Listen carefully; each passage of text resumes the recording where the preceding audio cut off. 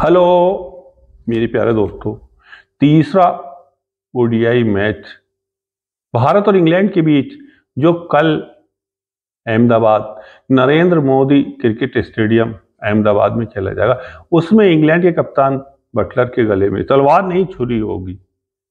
ऐसे दबाव में खेलना, दो ओडीआई मैच हारने के बाद तीसरा जो सीरीज का बिल्कुल जो जिसकी वजह से सीरीज हार या जीत का फैसला करेगी, वहां ऐसे दबाव में खेलना और कप्तानी करना, वो भी भारत में, भारत के ग्राउंड पे, भारत की पिच में, भारत के दर्शकों के सामने, वो बहुत बड़ी कला है। अपने management committee, selection committee, fans, चाहने वाले सारों को इन दबाव से निकालना, अपने आप को, जितने के उनके चाहने वाले हैं, उसके बाद सिलेक्शन कमेटी है, कोच हैं, सबका दबाव सहना, उस दबाव में खेलना, ये बहुत बड़ी कला है। अब ये देखना है कि वो ऐसी कसौटी भी कैसे उतरते हैं और किस तरह से कप्तानी करते हैं और किस तरह से अपनी टीम को हार से बचाते हैं। ये बड़ा मुश्किल काम है, क्योंकि भारत के अंदर, भारत की कंडीशन में सबसे बड़ी एक बात है कि स्पिनर के सामने घुटने टेक देना, उसका थोड़ा अगर नहीं ढूंढ पाए तब भी उनका यही हाल होगा जो कि 2 मैचों में हुआ। और बहुत ही बढ़िया मैच देखने की उम्मीद लोग समझ सकते हैं, बहुत ही बढ़िया मुकाबला देखने को मिल सकता है, लेकिन बटलर के ऊपर बहुत ही ज्यादा प्रेशर होगा, बहुत ही ज्यादा दबाव होगा। और मेरे पास कमेंट्स आया था, पूरन प्रकाश शर्मा, रुदायन, जितेंद्र पाल हत्रा, उसके बाद सुबान खान हत्रा। तो मैं आप सब लोगों का बहुत ही बहुत तहे दिल से शुक्रिया अदा करता हूं कि आप मेरे वीडियो देखते हैं, लाइक करते हैं, कमेंट्स करते हैं। आज मैं भारत और इंग्लैंड के बीच जो कल ओडीआई मैच खेला जाएगा 1:30 पे अहमदाबाद नरेंद्र मोदी क्रिकेट स्टेडियम में, उसमें टॉस कोई भी जीते, टॉस से कोई फर्क नहीं पड़ता। टॉस से आप मैच नहीं जीत सकते, मैच आप जब ही जीतोगे जब आप अच्छा करोगे। और दोनों टीमें लगभग वही जो पहले और दूसरे ओडीआई मैच में थी, लेकिन सबसे बड़ी इंग्लैंड के सामने दिक्कत एक ये है कि उन्हें स्पिनरों का तोड़ ढूंढना होगा। बटलर पे बहुत ही ज्यादा दबाव होगा, बहुत ज्यादा प्रेशर होगा, और इस प्रेशर में वो देखना है कि किस तरह से अपनी सीरीज को बचा पाते हैं या जीत किस तरह से हासिल करते हैं। बहुत ही मुश्किल।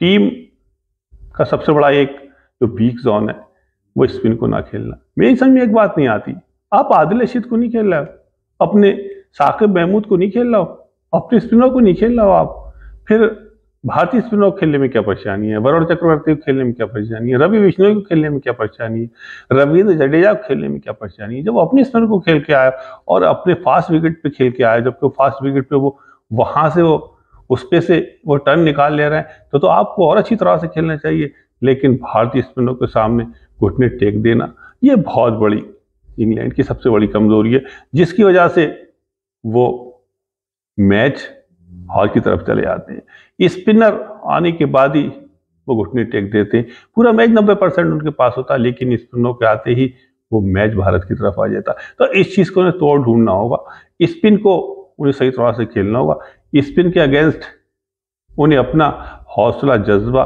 हिम्मत और एक एग्रेशन दिखाना होगा, तभी वो भारतीय विकेटों पे और भारत के स्पिनरों के सामने कामयाब हो सकते हैं, वरना वो कभी भी कामयाब नहीं होंगे। कंपेरिजन किया जाए दोनों टीमों का, तो दोनों टीमें बहुत ही बढ़िया, वहां बटलर कप्तान बहुत ही बढ़िया। बटलर तो स्पिन भी अच्छी तरह से खेल लेते हैं, लेकिन और जो उनके बल्लेबाज हैं वो स्पिन को अच्छी तरह से नहीं खेल पाए, जिसकी वजह से उन्हें हार का मुंह देखना पड़ा। वही T20 सीरीज में, अब वही ओडीआई में उनका उसी तरह से खेल, स्पिन को आते ही स्पिनर को सामने दब जाना, और पैरों के नहीं, कमर के नहीं, घुटनों के नहीं, सर के नहीं, खड़े से गिर पड़ते हैं, औंधे मुंह गिर जाते हैं।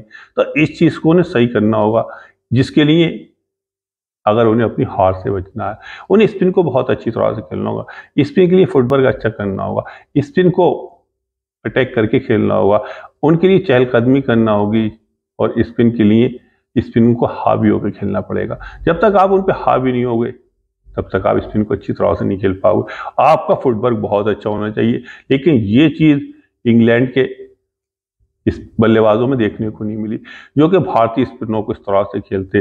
पिछले ओडीआई मैच में भी यही कंडीशन थी। एक टाइम ऐसा लग रहा था कि इंग्लैंड 340 या 35 या 45 के आसपास बना लेगी। बहुत अच्छा रन औसत चल रहा था, बहुत लंबी पार्टनरशिप, 81 रन की पार्टनरशिप 10.3 ओवर में मिल गई थी। लेकिन उसके बाद जैसे स्पिनर लगे, भारतीय स्पिनरों ने विकेट भी लिए और रन भी नहीं दिए। जहां इंग्लैंड की टीम 335-340 के आसपास बना रही थी, इंग्लैंड को 304 रन पर रोक दिया। तो 35 से 40 रन भारतीय स्पिनरों ने बना लिए, जिसमें कि सारे स्पिनरों ने अच्छी गेंदबाजी की। रविंद्र जडेजा ने 10 ओवर में 35 रन देके उन्होंने बहुत ही बढ़िया 3 कामयाबी हासिल की। तो मैं ये बताना चाहता हूं कि स्पिनर जब आपका टॉप ऑर्डर खेल के चला गया, ओपनिंग अच्छी पार्टनरशिप मिल गई, तो 1 डाउन 2 डाउन को भी स्पिनरों पे अच्छी तरह से खेलना चाहिए। उन पे स्कोर करके खेलो, तब आपका स्कोर अच्छी तरह से और आगे स्कोर बढ़ेगा, अच्छी तरह से आपका स्कोर चलेगा। पता चला कि फास्ट बॉलर को आप अच्छा खेल के आए, ओपनिंग अच्छी चली आई, उसके बाद 1 डाउन 2 डाउन स्पिनर जैसे लगे घुटने टेक दिए। तो ये क्रिकेट इस तरह से नहीं खेला जाता है। क्रिकेट को आप जिस तरह से क्रिकेट खेल के आ रहा हो, ऊपर का टॉप ऑर्डर खेल के जा रहा है, अच्छी पार्टनरशिप करके जा रहा है, तो उसका पूरा फायदा उठाओ, और वो देखने को नहीं मिलता इंग्लैंड की टीम में।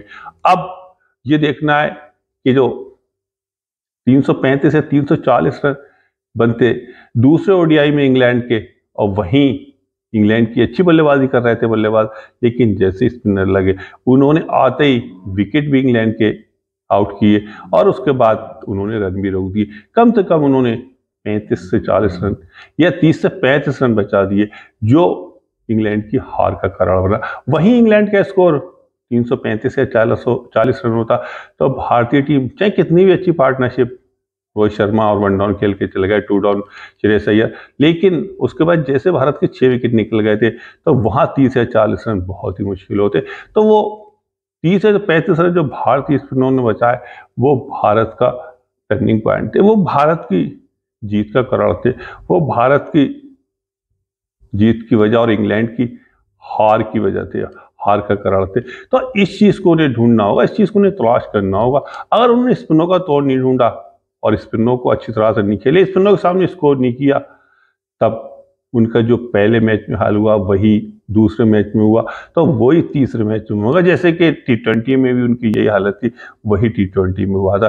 तो उन्हें स्पिनरों का तोड़ अभी तक ढूंढ नहीं पा रहे हैं। इतने दिन हो गए, कंडीशन में भारत के माहौल में ढल चुके, पिच को समझ गए, विकेटों को समझ गए, सारा कुछ समझ गए, उसके बाद भी आप स्पिन का तोड़ नहीं ढूंढ पा रहा। तो अगर आप स्पिन का तोड़ नहीं ढूंढ पाए, तो आप तीसरे ओडीआई में भी नहीं जीत पाओगे, और जिसके नतीजे में सीरीज हार की तरफ चली जाएगी और सारे दर्शक परेशान, सारे सिलेक्शन कमेटी परेशान इंग्लैंड की, उनके चाहने वाले इंग्लैंड के परेशान, इंग्लैंड की जो मैनेजमेंट कमेटी है वो परेशान, कोच परेशान कि इंग्लैंड को जीत किस तरह से दिलाई जाए। तो आप इंग्लैंड की जो बल्लेबाज है वो जब तक स्पिन को सही तरह से नहीं खेलेंगे, यहाँ के माहौल में डरेंगे, जहाँ के विकेटों को नहीं समझेंगे और चहलकदमी सही नहीं करेंगे और गेंद को सही तरह से नहीं खेलेंगे, सही फुटवर्क नहीं करेंगे, तब तक के वो यहाँ के विकेटों पे कभी कामयाब नहीं होंगे। सिर्फ ऑस्ट्रेलिया किस तरह से खेल लेती है, हर विकेट पे जाके खेल लेती है। अभी श्रीलंका में उसने टेस्ट मैच हराया बुरी तरह से। भारत को भारत में आके भी फाइट कर लेगी, हर जगह, हर कंडीशन में, हर माहौल में।